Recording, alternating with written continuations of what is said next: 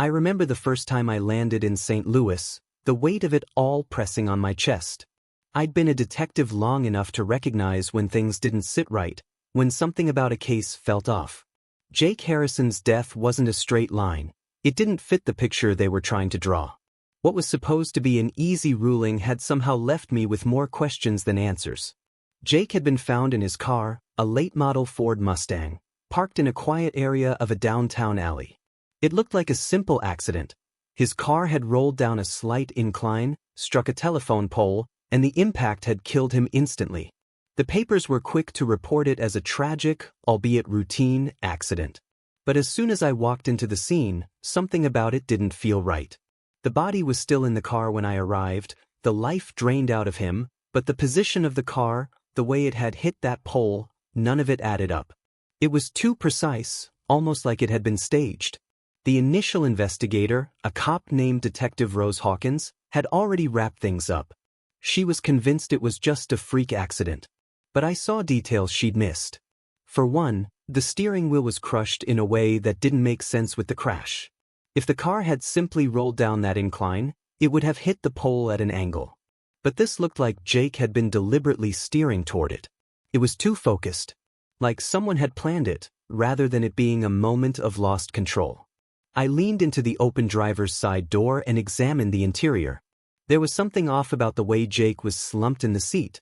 His head was leaning against the headrest, not toward the side window as you'd expect from a sudden impact. His eyes were half open, almost like he had been drugged. There was a faint scent in the air, something metallic, almost like iron. But it wasn't blood. I'd seen enough blood to know that smell. No, this was something else, and it wasn't until I looked closer at his hands that I realized what it was: blood under his nails. I stood up and closed the door, trying not to disturb the scene too much. But I'd already seen enough. The accident report didn't mention anything about Jake's nails, and Rose hadn't said a word about them when she briefed me. It was as if she hadn't even bothered to look. That made me question everything. I needed answers, and I wasn't about to let Rose's closed-mindedness stop me from getting them. I called in a team of forensics to go over everything. As they worked, I took the liberty of asking around town. I hit up Jake's apartment, hoping to find something, anything, that could tell me why he'd ended up dead in that alley. The landlord, an elderly woman named Mrs. Gertrude Franklin, was happy to tell me what she knew. "Nice boy," she said. "Always polite, never caused any trouble. Got into a little trouble with a girlfriend a few months ago, but that was nothing." Girlfriend? I hadn't heard anything about that. Maybe there was more to Jake than people realized.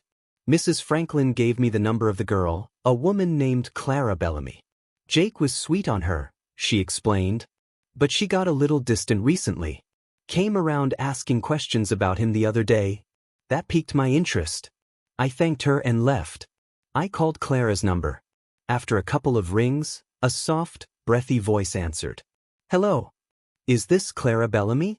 I asked, trying to keep my voice neutral. "Yeah," she said. Her voice sounded off, almost too shaky for someone who had just been called about their dead boyfriend. "I'm Detective Greg Sender.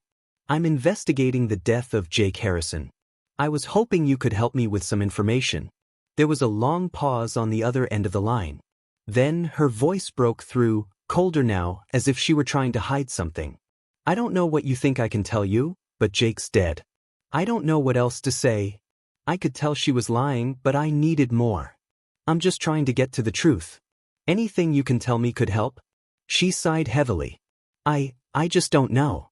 We weren't really together anymore. Things ended badly. I think he was getting into something dangerous. I didn't want to be involved." Her words sent a chill through me. Dangerous? What the hell was Jake mixed up in? I pressed her further, but she was evasive. After a few more minutes of getting nowhere, I thanked her and hung up.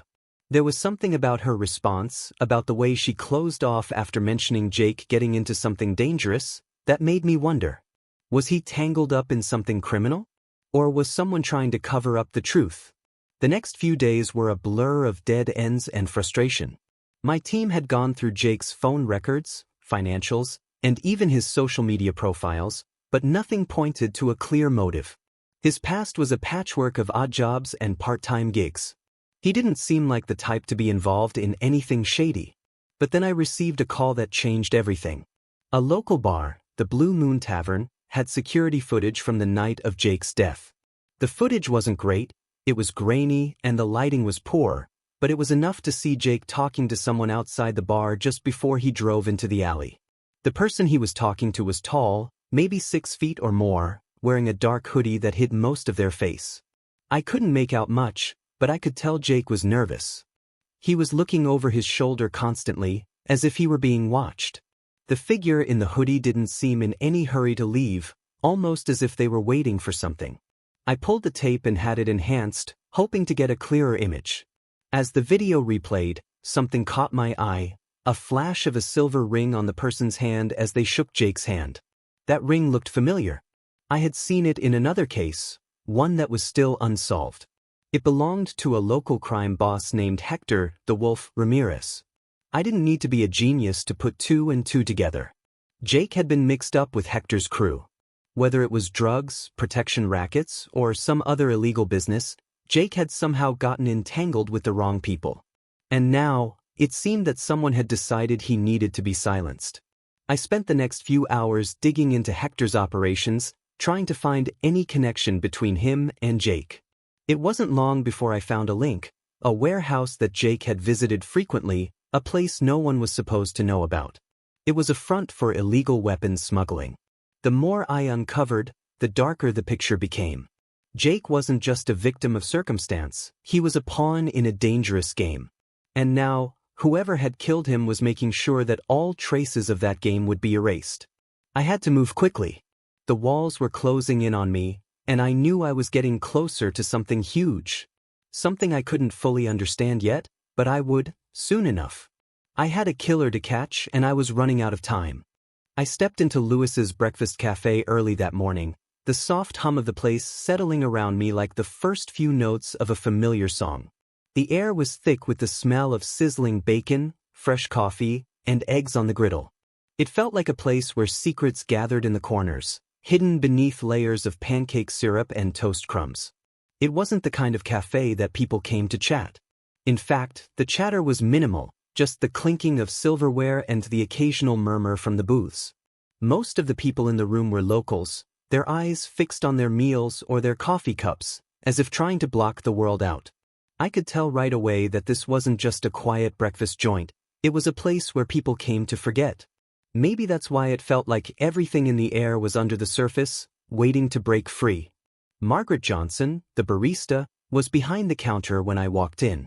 I had seen her name on a slip of paper from a local informant. She was young, maybe in her mid-20s, with a face that looked like she had too many stories to tell, but didn't know how to say them. Her hands shook slightly as she set out the cups and poured the coffee, her eyes darting toward the door every few seconds like she expected someone, maybe something, to walk in. I took a seat at the counter, figuring it would be easier to get a read on her if I kept things casual. It wasn't just her nerves that were getting to me, but something in the way she held herself. The tension was thick, a kind of airless quiet that screamed there was something more to the story here. I'd been a detective long enough to know that when people tried too hard to act normal, they were hiding something. She came over with a mug of coffee, her hands clasped tightly around it as if trying to steady herself. "What can I get you?" she asked, her voice a little too soft. "Just coffee for now," I said, trying to sound friendly, easy. "I'm Greg, by the way." I gave her a small smile. She nodded, her eyes flicking up for just a moment before she looked down again. "Margaret," she said, her voice still guarded. I took a long sip of the coffee, letting the silence linger for a moment before I spoke again.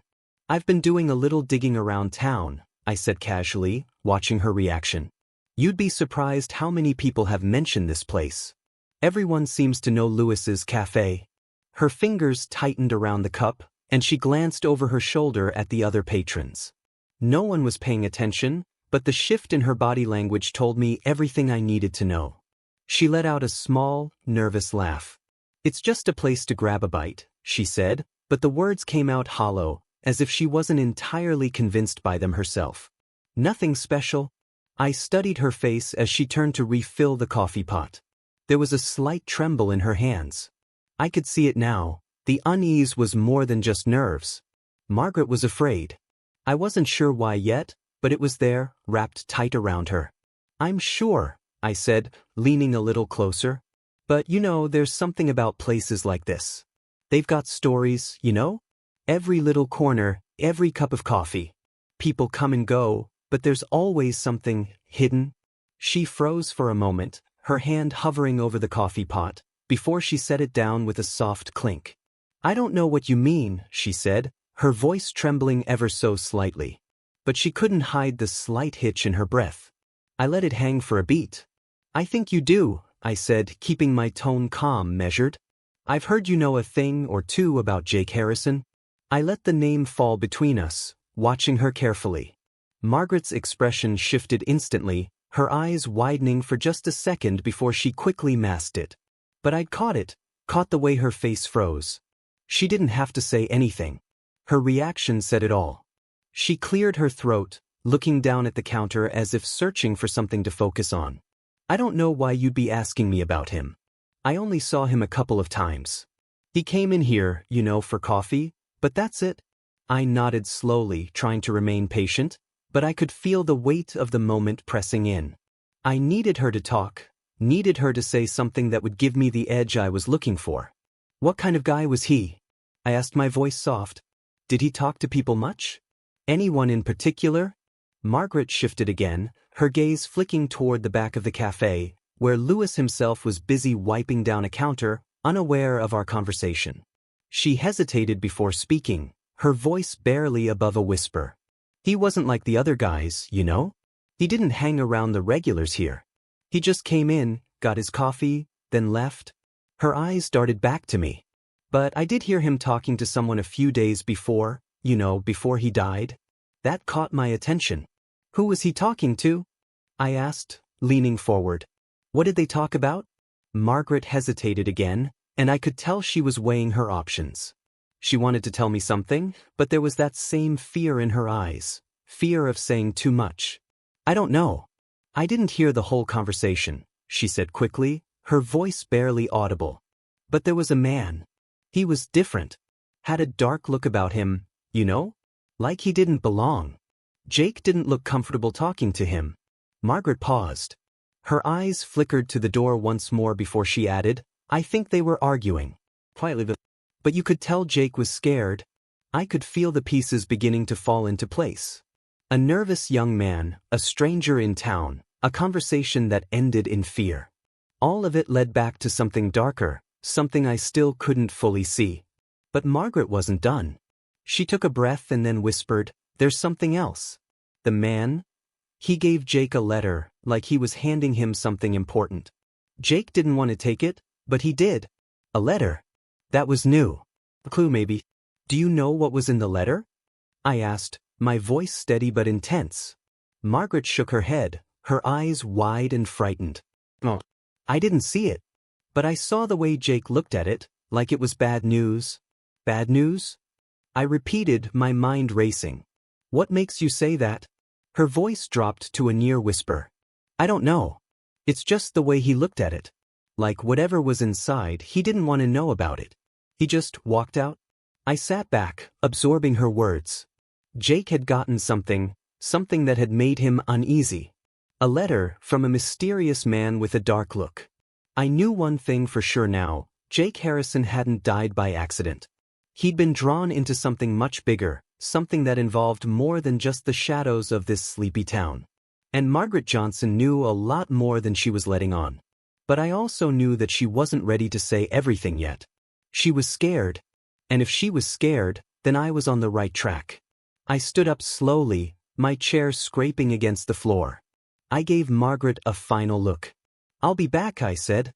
"And I think it's best if you start thinking about what you really know." She didn't answer, but I could see the fear in her eyes. I wasn't sure if she would ever tell me everything, but I was going to make sure she did. In the meantime, I had a letter to find, and the man who'd given it to Jake to track down. The pieces were falling into place, but there was still a lot more to uncover. St. Louis had its secrets, and I wasn't about to let them stay hidden for long.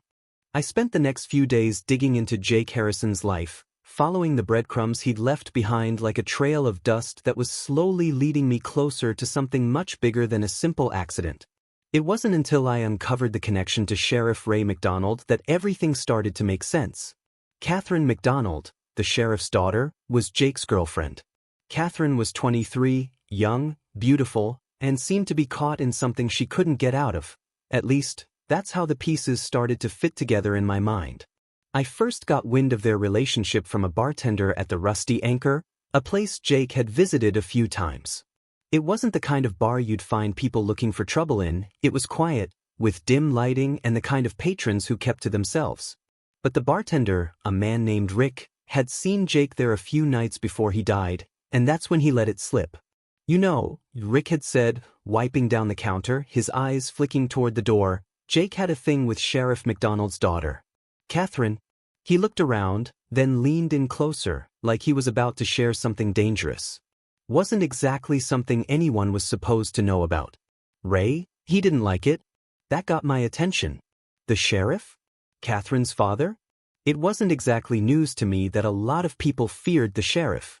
Ray McDonald had been in power for decades, and everyone in town knew his influence stretched well beyond his badge. He controlled the flow of information, and his reputation wasn't one you challenged lightly. It didn't sit right that his daughter, the apple of his eye, would be involved with a guy like Jake Harrison. Something about that didn't match up. I asked Rick if he knew how serious things were between Catherine and Jake, but he just shrugged. They'd been seeing each other for a while, but I heard they were planning on leaving, running off together. He chuckled softly, but there was something nervous in his eyes. That kind of thing doesn't exactly sit well with the sheriff. You don't mess with his family, especially when it involves his daughter. The idea that Jake and Catherine were planning to run away together didn't surprise me, but it raised more questions.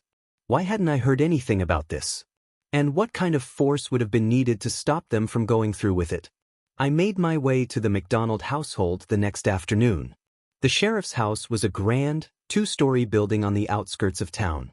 It looked like the kind of place that had been in the family for generations, old, heavy, and full of history. As I approached the front door, I couldn't shake the feeling that I was walking into a lion's den. Sheriff Ray McDonald himself opened the door. He was a tall man, well-built for his age, with a stern face that looked like it had been carved from granite. His uniform, even though he wasn't on duty, was crisp, and the badge gleamed in the light. His eyes met mine with a hard, calculating look. He already knew who I was, no need for introductions. "Detective Sender," he said, his voice low, but carrying the weight of authority. "What brings you to my doorstep?" I didn't flinch. "I'm investigating the death of Jake Harrison. I understand your daughter was involved with him." His expression didn't change, but I could feel a shift in the air. "Catherine," he corrected, his voice sharp now, like he wasn't used to hearing his daughter's name in that context. "Jake Harrison was a troubled young man. I warned her about him." I studied his face carefully. I could feel the weight behind his words, but I wasn't ready to back down. "I'm sure you did. But I heard there was more to their relationship. That they were planning on leaving town together.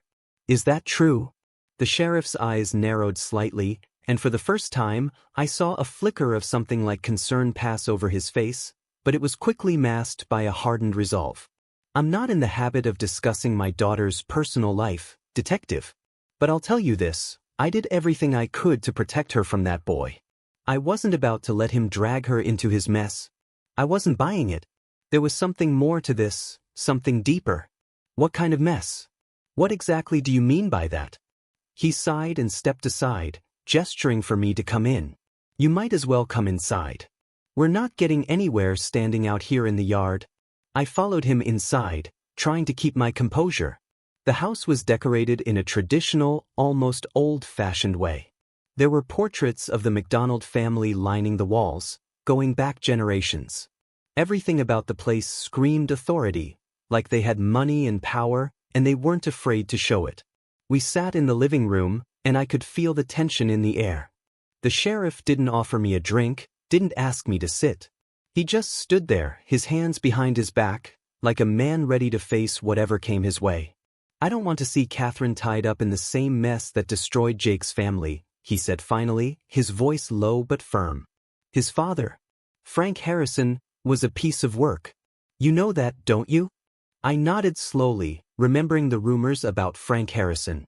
The man had been a low-level criminal, always in and out of jail, involved in shady deals that never quite reached the surface. His reputation had followed Jake, even though the young man had tried to distance himself from it. But what did the sheriff know about it? Jake's family was trouble, Sheriff McDonald continued. His father had debts with the wrong people. People who don't let things go. When Jake got mixed up with them, I did what I had to do to keep my daughter out of it. I don't care if it made her angry. I wasn't going to lose her to that boy. And I'll be damned if I let some outsider ruin everything I've built here. I listened to him speak, but a part of me was already tuning out the words. I could hear the fear in his voice, but also a deep resentment. It wasn't just about Jake and Catherine. It was about something much older. Did you think Jake was dangerous? I asked, trying to get to the heart of it. Is that why you tried to keep them apart? Sheriff McDonald's eyes flashed for a second, but he quickly regained his composure. Jake wasn't dangerous, he said flatly. But the people he was running with were. And I wasn't going to let my daughter get caught up in their mess. I don't care what she thought. She was better off without him. I could feel the weight of his words, but there was still something he wasn't telling me. And did you know about the plans to run away? I pressed. What were they planning exactly? The sheriff's face darkened, and for a moment, I thought he might tell me everything. But instead, he stood up, his voice cold now. I don't think you need to know any more, detective. You've got your answers. I'm sure you'll figure the rest out for yourself. But stay away from my daughter. She's been through enough. I stood up slowly, nodding as I did. It was clear that Sheriff McDonald wasn't going to be any more forthcoming with information. He was hiding something, maybe not about Jake himself, but about the people Jake had gotten involved with. I thanked him for his time and left the house, the sheriff's eyes boring into my back as I walked away. There was a lot more to this story than just a rebellious young man and his overprotective father. The connection between Jake and Catherine ran deeper than I had realized, and I could see now that the sheriff's influence in town went far beyond his badge.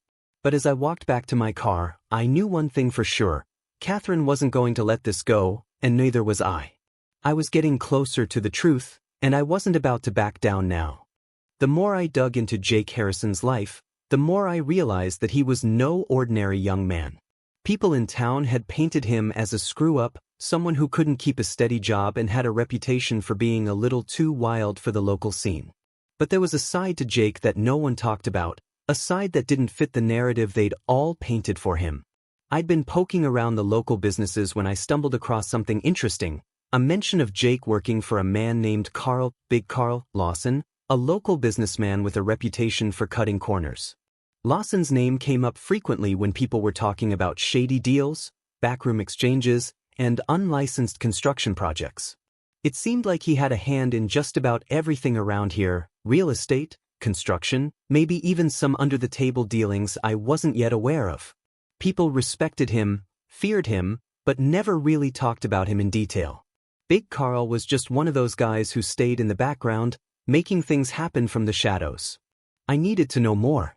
I walked into Lawson's office late in the afternoon, hoping to catch him before he left for the day. The office was tucked away on the corner of a street, one of those older buildings that had seen better days. But inside, it was polished, shiny hardwood floors, high-end furniture, the whole package. It had that unmistakable feeling of someone who liked to remind others of their power without ever having to say a word. Carl Lawson was in his mid-50s, a big man with a thick neck and hands that looked like they could crush a baseball. He didn't get up when I walked in. He just stared at me from behind his desk, sizing me up like I was some kind of insect he could squash at any moment. I introduced myself, but he didn't say much at first. I'd heard that Lawson was good at keeping things close to his chest. After a while, I laid the facts on the table. I'm investigating Jake Harrison's death. I understand he worked for you for a while. I'd like to know more about that. For a moment, Lawson didn't flinch. He just stared at me, his eyes narrowing slightly. Then, after a long pause, he finally spoke. Jake wasn't the kind of kid who stayed in one place for too long, Lawson said, his voice smooth but carrying a weight behind it. He came to me looking for work, and I gave it to him. He was decent enough, but he had a habit of wandering off. Not exactly reliable. It wasn't much, but it was enough to keep me going. What kind of work did he do for you? Lawson leaned back in his chair, folding his hands together. Nothing too fancy. He did some odd jobs, running errands, making deliveries, some light work around the properties I manage. I'm not sure what he got involved in when he left. It wasn't really my concern. I could tell he was holding back, but I wasn't about to press too hard yet. Did he ever seem troubled? Anything unusual about him? For a moment, Lawson hesitated. Then he shrugged. I wouldn't say troubled. But I did hear a few things about him hanging around with the wrong people. There were rumors, People like Jake get into all kinds of things when they're trying to make a name for themselves. Rumors. I hated rumors, but they were often the starting point for everything. I pushed further. Do you know who he was hanging around with? Did he talk about any of it? Lawson's expression darkened for a brief second. Not my business, he said, his tone shifting. Jake had a lot of potential, but he couldn't seem to focus. He left here a few months ago, started working at that coffee shop downtown, Lewis's Breakfast Cafe, I think. Never really asked why. You can go ask around there if you want, but don't expect much. I took his words and left, but I couldn't shake the feeling that Lawson knew more than he was letting on. The mention of the coffee shop stood out to me. A guy like Jake, who had worked for a businessman like Lawson, didn't just end up behind a counter at a place like Lewis's Cafe unless something had gone wrong. But I needed to confirm that. The next day, I paid a visit to the cafe again. Margaret Johnson was behind the counter, looking just as nervous as the last time I saw her. But I wasn't interested in her right now. I needed to talk to someone who had been around when Jake was working there. There was a regular at the counter, a guy in his late 30s who always seemed to be hanging around the place. He had a weathered look to him, like someone who had seen a few too many hard years. I'd seen him before, but today he seemed more talkative than usual. Hey, you know Jake? I asked casually, sliding onto the stool next to him. He glanced at me, then nodded. Yeah. He worked here for a while, didn't he? I nodded. What can you tell me about him? The man paused, stirring his coffee slowly, then leaned in as if he was about to share a secret. He wasn't your average barista, you know? I mean, most people come in here, grab their coffee, go on their way. Jake, he had a different vibe. He was always a little distant, like he didn't belong. You ever notice that? I was about to respond when Margaret quickly interrupted from the counter. He was a nice guy. Did his job, that's all, she said, her voice a little too quick. I could tell she was getting defensive. The man seemed to notice it too, and he gave her a look before speaking again.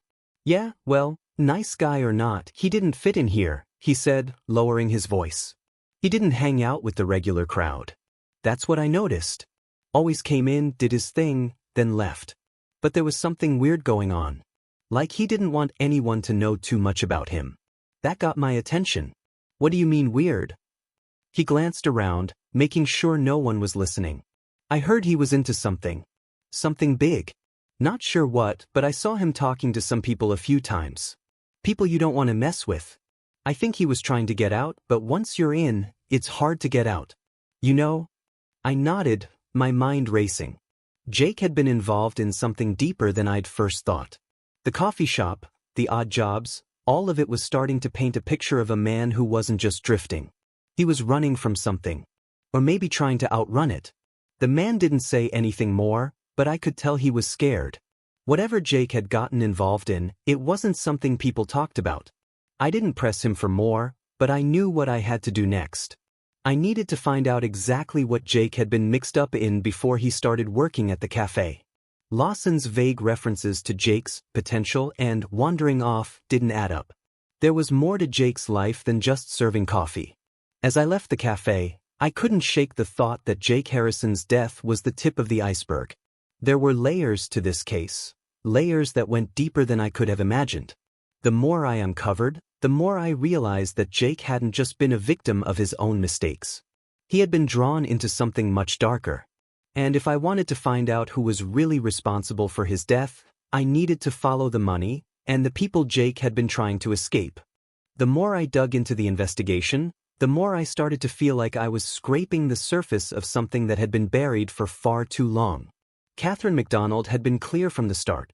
Her father, Sheriff Ray MacDonald, had nothing to do with Jake Harrison's death. She'd insisted that it was a tragic accident, and she had tried to convince me with the kind of certainty only someone truly in denial could muster. But I wasn't buying it. The pieces weren't adding up. I knew there was more to this story, something the sheriff was hiding. There was an undercurrent of fear in this town, one that I hadn't fully understood until I started digging deeper. People were afraid of the sheriff, and that fear went back a long way. A break in the case came when I started looking into the sheriff's record-keeping. I had already suspected that Ray MacDonald was far more involved than he let on. When I finally got access to some of the old police records, I found discrepancies. A few missing files. Some police reports that had been altered. Nothing major at first glance, but there were patterns, subtle enough to make me suspicious but not enough for anyone else to notice. I pulled the threads on those records until I found something disturbing. The sheriff had been actively involved in covering up crimes that tied back to his family, specifically crimes that had occurred in the 90s. At first, it seemed like a series of minor offenses, disturbing the peace, some property damage. But when I looked closer, I realized that the cases involved more than that. A lot more. It all started to make sense when I stumbled upon a file that had been buried deep in the archives. It was the case of a woman named Lisa Burns. I didn't recognize the name at first, but the details of her death stood out. She had died 6 months before Jake, also found in a car, also shot, and under very similar circumstances. Her body was found in an alley near the outskirts of town, much like Jake's. I pulled the autopsy report, and when I read it, my heart dropped. The same caliber of bullets had killed both Jake and Lisa. It was almost impossible for that to be a coincidence. I dug into Lisa Burns's background, and my gut twisted when I saw her connection to the MacDonald family. She wasn't just some random person. Lisa Burns was Sheriff MacDonald's sister. I had to take a step back for a moment to let that sink in. Lisa's death had been ruled an accident, just like Jake's. But now, it seemed clear that both deaths had been intentional, and that the sheriff had been involved in both. I needed to know more about the circumstances surrounding Lisa's death. The records were sparse, but with a little more digging, I discovered that the investigation into her death had been unusually brief. The cause of death was listed as a gunshot wound, with no real follow-up investigation into how or why she'd been shot. Just like Jake's case. It seemed too convenient. Too quick. What I found next was even more chilling. The more I uncovered about Lisa's death, the more it became clear that it hadn't been a random act of violence. Lisa Burns had been murdered, and it had been covered up. But what was the sheriff hiding? What did Lisa know that could have brought down the entire MacDonald family? The answer, I would soon discover, was buried even deeper in the past. Sheriff MacDonald had a dark history that went back further than I had ever imagined. I found old reports, rumors, and whispers about a series of brutal crimes that had rocked the town in the 90s. These weren't just small-time incidents. These were violent, horrifying acts that had been swept under the rug. And at the center of it all was Sheriff MacDonald. In those years, the sheriff's wife, Evelyn MacDonald, had disappeared. The official report was that she had left him, vanished without a trace, but no one ever really believed it. As I pieced together the old records, it became clear that Evelyn had been another victim of the sheriff's twisted need for control. The evidence was sparse, but there were accounts of domestic abuse and whispers about a woman who had tried to escape. Evelyn had tried to flee the town, tried to get away from her husband, but no one ever saw her again. The sheriff had made sure she was gone.